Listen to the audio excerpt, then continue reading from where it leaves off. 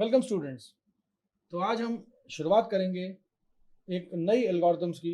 और ये नई एल्गोरिथम्स एक्चुअल में नई नहीं है, ये आपने कहीं पढ़ रखी होगी। और ये पुराना टेक्निक था जो कि हम सर्चिंग में इस्तेमाल करते थे, और उसको हम पढ़ेंगे बीएफएस और डीएफएस के नाम पे। बीएफएस और डीएफएस की कहानी थोड़ी सी पुरानी है। बीएफएस और डीएफएस कुछ इस तरह की टेक्निक्स हैं जो कि सर्चिंग में मदद करती हैं। मतलब आपके पास अमूमन तौर पे एक ग्राफ होता है, और एक बड़े सारे ग्राफ के अंदर आप सर्चिंग करते हो, कोई एलिमेंट को ढूंढते हो। अब या तो आपके पास दो अप्रोचेज हैं, या तो आप ब्रेड्थ वाइज सर्च करें या डेप्थ वाइज सर्च करें। ये जो ब्रेड्थ वाइज सर्च करना या डेप्थ वाइज सर्च करना, इसको तो हम एक्सप्लेन करेंगे ही करेंगे अपने नेक्स्ट वीडियोस के अंदर। लेकिन साथ ही साथ इन दोनों की कंपैरेटिव स्टडीज, क्योंकि ये दोनों एल्गोरिथम जो दोनों सर्चिंग टेक्निक जो है वो दोनों तकरीबन एक जैसी हैं। बस फर्क इतना है कि दोनों की अप्रोचेज अलग है।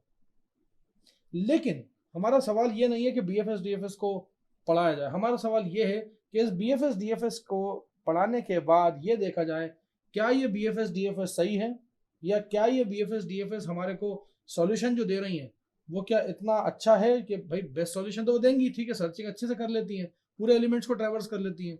एक ग्राफ अगर आपके पास बना है, लंबा चौड़ा बड़ा सारा ग्राफ बना है, तो आप वेदर बीएफएस से चले या डीएफएस से चले, आप उसको ट्रैवर्स करेंगे, पूरा का पूरा जब ट्रैवर्स करेंगे तो आप हर एक नोड तक विजिट कर ही लेंगे।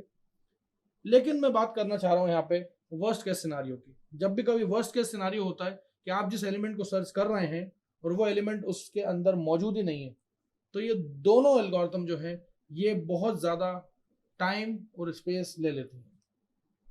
क्योंकि ये दोनों एल्गोरिथम्स टाइम के साथ साथ हर एक एलिमेंट को सर्च करती हैं। मसलन के तौर पे अगर मेरे पास 10 नोड्स हैं और उन 10 नोडों के अंदर मैंने 1 से लेकर 10 तक गिनती लिख रखी है, लेकिन मैं सर्च कर रहा हूँ यहाँ पे 56। अब जाहिर सी बात है 56 तो उसके अंदर है नहीं। मैं उस रूट नोड से स्टार्ट करूंगा। अगर डेप्थ वाइज चालू करा या ब्रेड्थ वाइज चालू करा, वेदर बीएफएस हो या डीएफएस हो, तो मुझे आखिरी एलिमेंट तक पहुंचना पड़ेगा और पूरे एलिमेंट ट्रैवर्स करने पड़ेंगे, और इन दी एंड मुझे बताना पड़ेगा कि साहब सर्च जो है वो अनसक्सेसफुल है। इससे बेहतर टेक्निक क्या होनी चाहिए? इससे बेहतर टेक्निक शायद ये होनी चाहिए कि मैं शुरुआत में ही 2-3 स्टेप्स के अंदर ही फाइंड आउट कर लूं और ये बता दूं कि ये यहाँ पे अनसक्सेसफुल सर्च हो रही है। कुछ हद तक ये काम आपने डेटा स्ट्रक्चर्स में सुना होगा, लीनियर सर्च, बाइनरी सर्च सुना होगा। बाइनरी सर्च ये कुछ हद तक काम करती है, इवन हीप या बाइनरी सर्च ट्री भी यही काम करती है। लेकिन फिलहाल ग्राफ के लिए हमारे पास कोई सी टेक्निक नहीं है। अगर ग्राफ है, एक कनेक्टेड ग्राफ है, तो उस ग्राफ के अंदर आपको एक नोड से दूसरे नोड पे जाना ही पड़ेगा। ट्रेवर्सल जो है वो इतना मुश्किल हो जाएगा कि आपकी कॉम्प्लेक्सिटीज जो है वो बढ़ जाएंगी।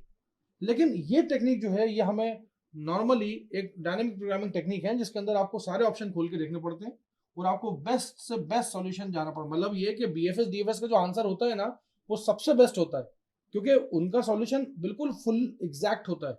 और जैसे कि मैंने बताया कि हम आर्टिफिशियल इंटेलिजेंस में तकरीबन आंसर्स पे नहीं रिलाई करते, हम एग्जैक्ट आंसर्स पे रिलाई नहीं करते, हम अप्रोक्सीमेट आंसर्स पे रिलाई करते हैं।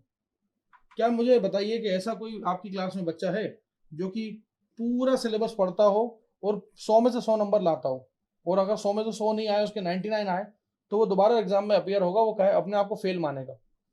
नहीं, हम ऐसा कोई सा भी टास्क नहीं करते जो कि 100% रिजल्ट दे। हाँ, लेकिन अगर आपके नंबर्स 100 में से 85 या 70 आ गए, तो भी आप सेटिस्फैक्टरी रहते हो और उतना आप अर्न करने के बाद आगे बढ़ जाते हो नेक्स्ट सेमेस्टर में, और मुझे नहीं लगता कि दोबारा उसको अपियर होने की कोशिश भी करते होगे। खैर, वो बात अलग है कि हमारी यूनिवर्सिटी या हमारे बोर्ड जो है, सीबीएसई बोर्ड हुआ या कोई यूनिवर्सिटी हुई या कोई भी चीज़ हुई, वो एक थ्रेशोल्ड वैल्यू सेट करते हैं कि नहीं साहब, आपको 100 मार्क्स का अगर पेपर है तो फिर 35 लाना है, उससे ऊपर जाओगे तो पास और नीचे जाओगे तो फेल। लेकिन क्या मुझे कोई ऐसा बच्चा है इस दुनिया में जो 100 आउट ऑफ 100 लेके आता हो और उसके अलावा वो पेपर ही नहीं देता हो? नहीं। तो बीएफएस डीएफएस हमारे वो हैं जो कि 100 आउट ऑफ 100 वाले हैं। लेकिन क्या ये इम्प्लीमेंटेशन आर्टिफिशियल इंटेलिजेंस में लागू होती है? नहीं। आर्टिफिशियल इंटेलिजेंस तो कभी इस बातों में बिलीव ही नहीं करता। आर्टिफिशियल इंटेलिजेंस तो हमारे ह्यूमन ब्रेन की तरह चलेगा। ह्यूमन ब्रेन कभी भी 100 आउट ऑफ 100 की तरफ स्ट्राइव करता ही नहीं। करता है, मैं भी चाहता हूँ कि मेरे भी 100 आउट ऑफ 100 आए, हर सब्जेक्ट में 100 आउट ऑफ 100 आए, कौन नहीं चाहेगा। लेकिन सिर्फ हम चाहने से कुछ नहीं होता, उसके लिए जो उसकी करस्पॉन्डिंग जो मेहनत है उतनी हम कर पाएंगे क्या? और अगर कर भी पाएंगे तो क्या हमारे 100 आउट ऑफ 100 आएंगे क्या? और अगर आएंगे तो क्या हमेशा आएंगे क्या? नहीं। तो इन दोनों सर्चिंग टेक्निक्स का हम इन दोनों सर्चिंग टेक्निक्स को पढ़ेंगे भी, और साथ ही साथ इन दोनों से निजात पाने के लिए हमारे पास जो इसका सोल्यूशन है, जो बेस्ट सोल्यूशन है, वो हम तीसरे टॉपिक में पढ़ेंगे, जिसका नाम होगा ह्यूरिस्टिक सर्च। सो हम इस टॉपिक के अंदर कवर करने वाले हैं बीएफएस, उसके बाद डीएफएस, और उसके बाद इन दोनों को काटती हुई हमारी आर्टिफिशियल इंटेलिजेंस में सबसे ज्यादा यूज होने वाली ह्यूरिस्टिक सर्च। और साथ में साथ ये भी सीखेंगे कि ह्यूरिस्टिक टर्म जो है ये होता क्या है। कई सारी किताबों में लिखा रहता है और कई सारी डेफिनेशंस दी हैं, लेकिन मैं आपको जो पढ़ाऊंगा वो बिल्कुल आसान लफ्जों में होगी और बिल्कुल सरल होगी, जो कि आप कभी भी ह्यूरिस्टिक टर्म आएगा तो आप उस वीडियो को याद करेंगे कि हाँ, इमरान सर ने आपको ह्यूरिस्टिक सर्च पढ़ाई थी। तो ह्यूरिस्टिक वर्ड का मतलब क्या होता है, तो हम देखते हैं इसमें आगे 1.3 के अंदर हम जब आगे पढ़ेंगे फॉर 1.3.1 और जो भी इसके तीनों टॉपिक्स हैं, बीएफएस, डीएफएस, ह्यूरिस्टिक सर्च, ये कैसे अप्लाई होती है।